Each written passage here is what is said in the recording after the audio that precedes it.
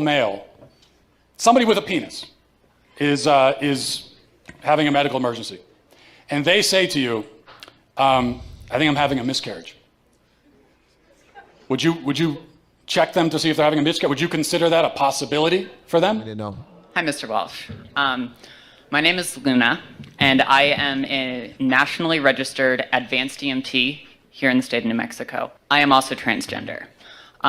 Throughout my career as an EMT, I have responded to, by conservative estimates, about 1,500 calls for service here in the state of New Mexico. I have treated more transgender people than I can count. Who will tell me that the support of the people in their lives makes a difference in their lives? And that's been my experience as well. My question for you is, despite all of these transgender people who tell me how great things are for them, I have never once treated somebody who told me that they regretted their transition. Never once. It hasn't happened. So where is this supposed epidemic of people regretting their transitions? Well, you could just ask them. Are you denying that they exist? I understand they exist. I haven't seen significant evidence of it to nearly the same extent as people who tell me they're happy with their transitions. Okay, that's fine. You personally haven't seen them. I have. I talk to them all the time, so I know that they're out there. I know they exist. I also know that, I know a couple other things. I also know that the suicide rate, as we established, for trans people remains sky high even after transition.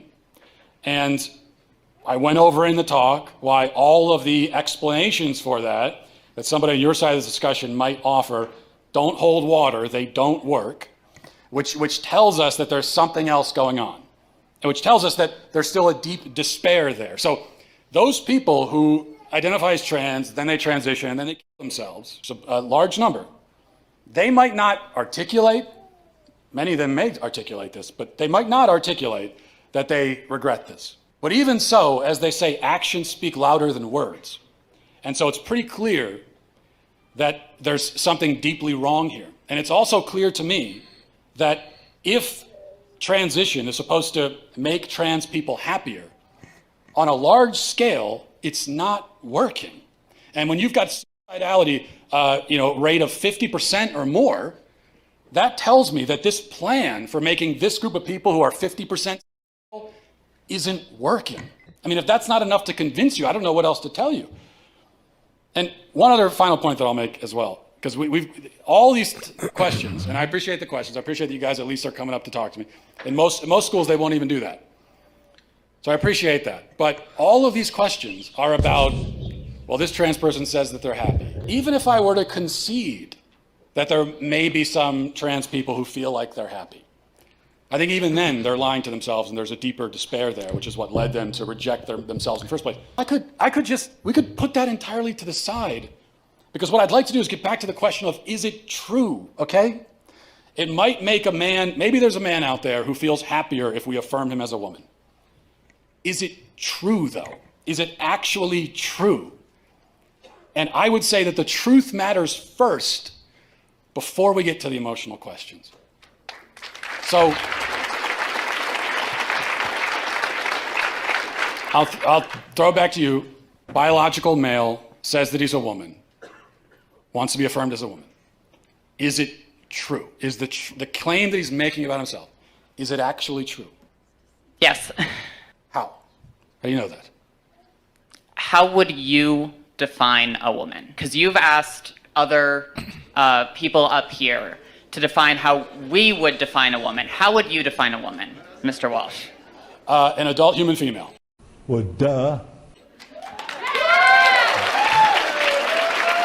And how don't trans people, how doesn't a transgender woman fit that definition? Female. That's what she said. Because they're not female. They have a penis. You said that you are a biological male, correct? I said I'm transgender. Same, but different. I might be intersex for all we know. Right. Almost as many people in the world are transgender as intersex, and a lot of people don't know. Well, but that's a different conversation. Intersex, that's a genetic anomaly, that's a medical condition. So that's a completely different conversation. That's also not a third gender. That's a genetic anomaly that occurs within the sex binary of male and female. Open your mind! So what you're saying is that a quote unquote trans woman is a female. By the definitions I'm familiar with, yes. So how would you define female? Through my training My logic is undeniable. in healthcare, there are several different categories for how we define sex. People bring up chromosomes. People also bring up hormone levels. People bring up all sorts of other categories. Lots of people don't fit neatly into a gender binary, even people we don't consider to be intersex. It's a complicated spectrum. It's not complicated, but you also didn't define. So what is a woman? What is a female? What do these words mean? It's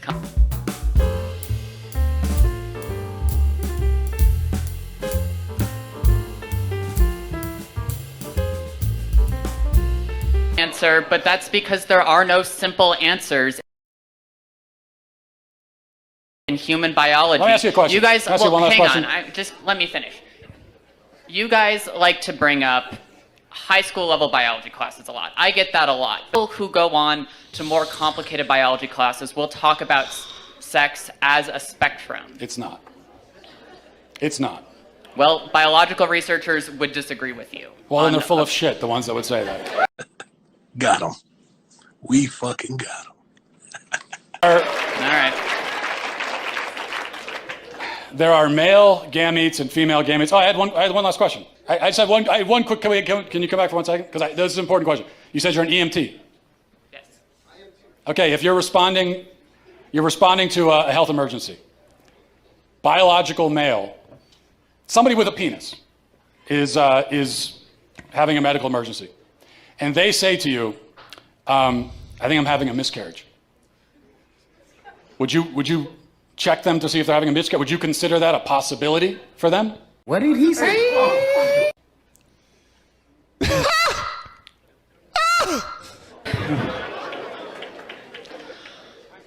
No, but that's because some people don't have body parts. What? Doesn't mean they're not a woman.